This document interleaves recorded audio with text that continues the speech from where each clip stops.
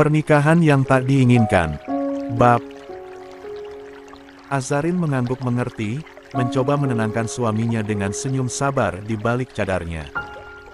Tidak apa-apa, Mas. Aku tidak pergi jauh, hanya sebentar. Kamu jaga diri ya.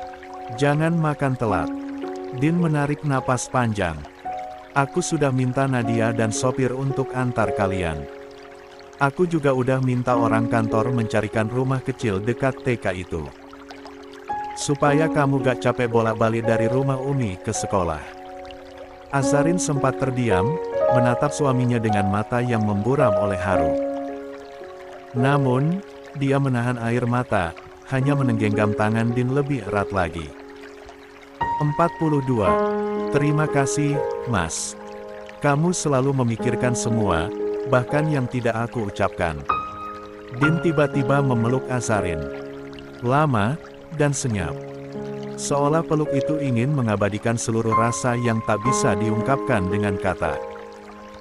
Dia bahkan mengecup kening istrinya berulang-ulang, seperti anak kecil yang tak ingin ditinggal ibunya pergi. Nanti setelah sidang, aku akan segera menyusul, ya, ucap Din lirih. Dan Azarin mengangguk sambil tersenyum hingga matanya menyipit, seolah sedang menenangkan sang suami. Dan akhirnya, lift terbuka. Azarin masuk bersama Alina, pengasuhnya serta Nadia. Din menatap sampai pintu lift tertutup rapat, menyembunyikan orang yang paling dia cintai dari pandangannya.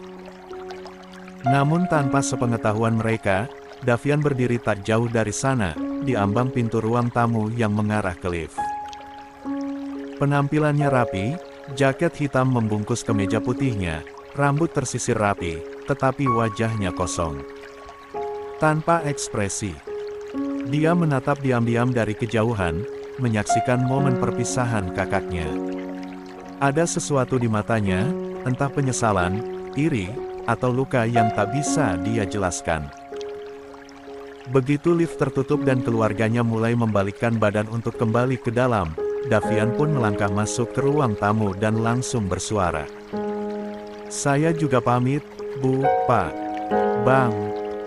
Din yang baru saja duduk di sofa, menoleh. Tatapannya tajam, namun tak ada satu kata pun keluar dari mulutnya. Dia hanya menatap adiknya lekat-lekat pandangan penuh arti yang sulit dijabarkan. Sementara Bu Mahira langsung berdiri. Pamit. Kamu mau kemana, Nak? Tanyanya heran, keningnya berkerut. Pak Argatama juga menatap putra bungsunya dengan gelisah, tetapi tak buru-buru menyela. Sementara Davian menghindari tatapan mereka. Dia hanya menyampirkan ransel hitam di bahunya, lalu menunduk sedikit. Aku pergi dulu, Bu, Pak. Tidak perlu khawatir. Aku akan pulang. Tak ada penjelasan, tak ada alasan. Dia berbalik dan melangkah keluar dari apartemen tanpa menoleh ke belakang. Meninggalkan keheningan yang menyisakan tanda tanya. Bu Mahira masih berdiri mematung, hatinya resah. Sementara Pak Argatama hanya menatap pintu yang sudah menutup, lalu menghela napas berat. Sedangkan Din tetap diam. Namun, tangan yang terkepal di pangkuannya, menggambarkan isi hati yang bergolak di dalam diamnya. Aku tahu dia kemana, ujar Din tiba-tiba, setelah lama dia terdiam. 43. Kak, aku udah dalam perjalanan ke Sukabumi, nanti kita ketemu, ya, kalau gak mau di rumah, kita bisa ngobrol di luar saja. Pesan dari Azarin yang masuk, membuat wanita berhijab instan warna biru itu mendengkus, seolah merasa muak. Mentari baru saja menggeliat di balik tirai tipis jendela kamar Herlina, menyinari ruang sempit yang dipenuhi aroma minyak kayu putih dan obat gosok. Di pojok ruangan, kursi roda tua itu tetap menjadi singgasana diam bagi Herlina, yang kini hanya mampu mengamati dunia dari balik ingatan yang tak utuh. Namun di hadapannya, duduk seorang perempuan muda dengan wajah penuh gejolak. Suasana pagi yang seharusnya tenang berubah menjadi ganjil oleh desahan napas Alea yang berat. "Kamu kenapa, Alea?" tanya Herlina akhirnya, suaranya lemah namun masih ada getar keibuan di dalamnya. "Sudah 2 hari ini urung-uringan terus. Aza sudah gak di rumah." Alea tak langsung menjawab, dia meremas ponselnya di tangannya. Matanya yang bengkak akibat begadang atau mungkin amarah, menatap kosong keluar jendela. Angin pagi menyentuh pipinya, tapi tak mampu menyejukkan bara dalam dadanya. "Entah ada Aza atau enggak, Umi. Dia tetap enggak bisa bikin hidupku tenang," ucap Alea pelan, tetapi sengit. Suaranya terdengar seperti luka lama yang menganga, menolak sembuh. Herlina tak menjawab. Pandangannya tetap pada wajah anak sulungnya, kosong tetapi hangat, seperti menunggu kelanjutan dari kalimat yang menggantung. Alea akhirnya menunduk, menatap jari-jarinya yang saling menggenggam erat di atas pangkuannya, seolah dirinya harus kuat hanya untuk menahan diri agar tidak meledak. "Aku dilamar sama Davi, Umi," ucapnya dengan suara yang nyaris bergetar. "Tapi Asa, dia menolak ngasih restu. Seolah aku gak punya hak untuk bahagia." Seketika, matanya yang semula lembab berubah garang. Alea menegakkan punggungnya, dan menatap ibunya yang masih diam dengan ekspresi kosong. "Apa karena aku dulu pernah nyakitin dia? Tapi aku juga manusia, Umi. Aku juga pengen bahagia." Suaranya meninggi, tercekat oleh emosi. Herlina masih belum banyak berkata-kata. Ingatannya masih kabur tentang masa lalu kedua putrinya, tetapi sorot matanya tak kehilangan kelembutan. "Aku yakin dia gak mau aku jadi bagian dari keluarga Argatama. Mentang-mentang dia menantu pertama di sana, dia jadi ngerasa paling punya hak ngelarang seenaknya." Suara Alea bergetar, antara marah dan terluka. Dia mengepalkan tangan di atas pahanya, tubuhnya bergetar oleh amarah yang tak tahu lagi harus diarahkan ke siapa. "David juga," gumamnya, "cowok gak jelas. Aku blokir dia 2 hari ini, gak ada usaha buat nyari aku, gak nanya, gak nelpon." Alea tertawa kecil, dan pahit, lalu menggigit bibirnya sendiri.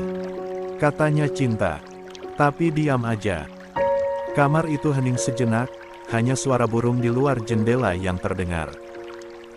Herlina masih menatap Alea, namun tak ada penilaian dalam tatapannya. Hanya kelembutan samar seorang ibu yang kehilangan banyak memori, tetapi tidak kehilangan kasihnya. 44. Alea menunduk lagi, kali ini lebih dalam. "Aku gak ngerti lagi, Umi." Suara Alea bergetar, kedua tangannya mengepal di pangkuan, dan matanya menatap tajam ke arah lantai seolah ingin membakar segala rasa yang mengendap di dadanya. "Kenapa sih? Dia harus selalu jadi penghalang hidupku." Herlina masih duduk diam, memandangi wajah putrinya yang dipenuhi emosi campur aduk, seperti luka lama yang tak pernah ditutup rapi. "Umi tahu gak, sejak dia nikah sama Din, hidupnya tuh kayak langsung naik tingkat. Tinggal di apartemen elit, kemana-mana pakai supir, pakaiannya mahal, makannya aja selalu makanan sehat. Mana suaminya pengacara sukses, orang tuanya tinggal di Dubai, keluarganya soleh dan terpandang. Hidupnya sekarang tuh kayak mimpi." Alea tertawa pendek, getir, seperti sedang mengejek takdirnya sendiri. "Aku pikir, kalau aku jadi bagian dari keluarga itu, semua bakal berubah. Aku gak perlu lagi ngerasain hidup kayak sekarang. Aku udah capek, Umi. Capek jadi orang yang selalu lihat orang lain bahagia dari jauh." Matanya mulai berkaca-kaca, tetapi bukan karena sedih semata, melainkan karena iri yang merobek harga dirinya. Davi itu, kesempatan yang datang cuma sekali. Dia mungkin masih muda, tapi dia adik Din, satu darah. Kalau aku nikah sama dia, aku juga masuk ke keluarga Argatama. Aku bisa punya kehidupan yang layak, dihormatin, dimuliakan, seperti yang selama ini aku impikan. Dia mengusap pipinya yang mulai panas. Tapi Aza, dia bilang ke Davi, gak boleh. Dia punya hak. Hak apaan? Mentang-mentang udah enak duduk di atas, sekarang bisa ngatur-ngatur hidup orang seenaknya. Suara Alea mulai meninggi, penuh penyesalan yang menyamar jadi kemarahan. Aku cuma pengen bahagia, Umi. Cuma pengen hidup tenang, hidup layak. Tapi kenapa harus dia terus yang dapat semuanya? Hah? Kenapa bukan aku? Herlina tak langsung menjawab. Dia hanya menatap Alea lama, diam, dan dalam. Pandangannya memang tak setajam dulu, dan memorinya pun masih compang camping, tetapi naluri keibuannya belum pudar. Jemarinya yang mulai keriput bergerak pelan, menggenggam tangan Alea yang mengepal. Nak. Suara Herlina lembut, namun terdengar seperti gema di dalam hati Alea. Kamu marah, kamu kecewa, itu ibu paham. Tapi kalau hidup bahagia cuma bisa kamu dapatkan dari menikahi orang kaya, ibu khawatir kamu akan terus terluka. Karena bahagia yang tergantung pada harta, akan cepat hilang saat hartanya lenyap. Alea mendongak perlahan, menatap wajah ibunya yang sayu namun penuh ketenangan. Herlina tersenyum kecil, meski garis kesedihan masih tergurat samar. Yang Umi tahu, orang yang paling kuat bukan yang paling kaya, tapi yang paling bisa menerima takdir Tuhan, dan mengubahnya jadi kebaikan. Kamu bilang Aza menghalangi kamu. Tapi ibu rasa, bukan Aza yang menghalangi, melainkan harapanmu sendiri yang terlalu tinggi, dan kamu lupa melihat sekeliling, melihat dirimu sendiri. Air mata Alea menggenang, tetapi belum jatuh. Dada yang tadinya bergemuruh, perlahan terasa sesak, seperti ada yang menekan. Kalau kamu ingin dihormati, nak, mulailah dengan menghormati dirimu sendiri. Jangan biarkan iri merusak niat baikmu. Kamu akan punya anak, dia akan meniru semua sikapmu. Mau kamu ajari dia tumbuh dengan dendam, atau dengan kekuatan untuk bangkit.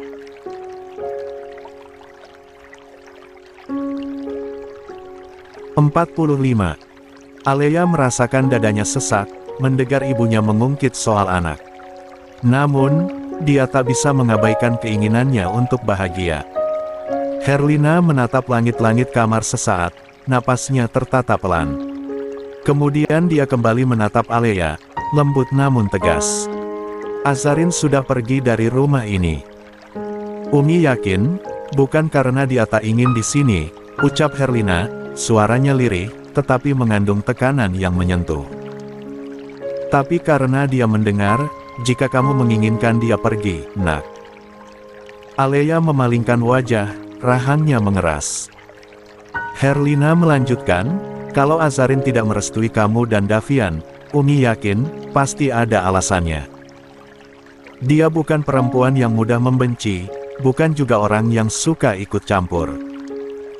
Tapi kamu tak mau melihat dari sudut matanya, kamu hanya ingin semua sesuai keinginanmu. Umi membelanya. Alea mengangkat suara, sorot matanya memerah karena tertahan emosi. Dari dulu semua orang selalu membela dia. Padahal aku juga terluka, Umi. Aku juga punya impian. Aku cuma ingin hidup layak, dihargai. Salah. Herlina menarik napas panjang, lalu berkata perlahan, tidak, nak, tidak salah ingin dihargai. Tapi salah jika kamu ingin dihormati dengan cara menjatuhkan orang lain. Keinginan yang baik akan jadi racun kalau dibalut dengan iri dan dengki. Alea tertawa getir. Umi pikir Aza itu malaikat. Dia bukan sesuci itu. Dia hanya pintar terlihat lemah, itu yang buat orang-orang simpati. Sementara aku selalu dianggap pembawa masalah. Herlina menggenggam tangan Alea lebih erat. Orang yang terlihat paling tenang, kadang justru yang paling banyak menelan luka. Dan orang yang banyak bicara, seringkali menyembunyikan rasa takutnya sendiri. Kamu tidak harus menang atas Aza, nak, kamu hanya perlu menang melawan sisi terburuk dalam dirimu sendiri. Alea terdiam, Mulutnya terbuka seolah hendak membantah, tetapi suara ibunya kembali mengalun lembut, memotong sebelum dia sempat berkata. Cinta yang dimulai dengan saling menyakiti, akan tumbuh seperti pohon yang ditanam di tanah retak, bisa tumbuh, tapi mudah patah. Kalau Davian benar untukmu, maka jalanmu takkan perlu menghancurkan siapapun. Setetes air mata akhirnya jatuh dari mata Alea, entah karena marah, atau karena sesuatu dalam dirinya mulai retak. Setelah kata-kata ibunya meluruh di udara pagi yang dingin, Alea berdiri mendadak. Kursi kayu tempat ia duduk menggeser pelan, menimbulkan suara serak yang menggema pelan di ruang itu. Aku capek, Umi. Katanya, suara parau, seolah suaranya tertahan di tenggorokan. Aku ingin istirahat. Tanpa menunggu balasan, Alea masuk ke kamarnya. Dia menutup pintu, tidak membanting, tetapi cukup tegas untuk menunjukkan bahwa dia ingin sendiri.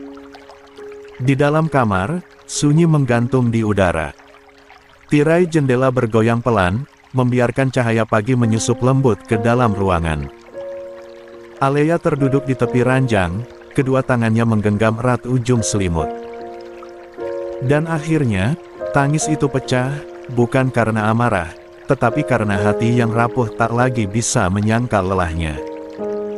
46. Apa aku jahat? Bisiknya lirih pada dirinya sendiri. Apa aku hanya ingin jadi bahagia? Itu pun salah. Bayangan Azarin melintas di benaknya. Wajah tenang, senyum lembut, dan sorot mata yang seolah selalu memaafkan, bahkan saat dunia menyudutkannya. Sementara dirinya, selalu ingin lebih, selalu merasa kurang, selalu ingin menang. Aku juga pernah disakiti. Lirihnya lagi. Tapi kenapa cuma aku yang dihukum oleh hidup? Tangannya menyentuh perutnya sendiri yang mulai menonjol, bekas luka masa lalu yang tak kunjung sembuh, baik fisik maupun batin. Tangisnya kembali pecah, kali ini dalam diam. Dia menyembunyikan wajahnya di bantal, membiarkan air matanya menyerap bersama semua penyesalan, iri, dan keinginan yang selama ini tak pernah dia ucapkan jujur. Dia pun kembali menatap langit-langit kamar, dan masih terisak. Kenapa? Kenapa hidup selalu memihak dia? Desis Alea penuh geram, sambil menggigit bibir bawahnya. Air mata tak henti menetes, membasahi pipi yang memerah karena emosi yang membuncah. Kenapa dia bisa dicintai, disayang, dimuliakan, dihormati? Bahkan mertua pun memujanya. Sedangkan aku hanya jadi bayang-bayang, selalu jadi bayangan dia. Dia menunduk, menekan wajahnya ke bantal, dan mulai menangis terseduh, bukan karena lemah, tetapi karena terlalu lama menahan amarah dan iri yang diam-diam tumbuh di relung terdalamnya. Aku juga hamil. Teriaknya parau, seolah dunia harus tahu. Aku juga ingin diperjuangkan. Aku juga ingin seorang suami yang memelukku dan berkata semuanya akan baik-baik saja.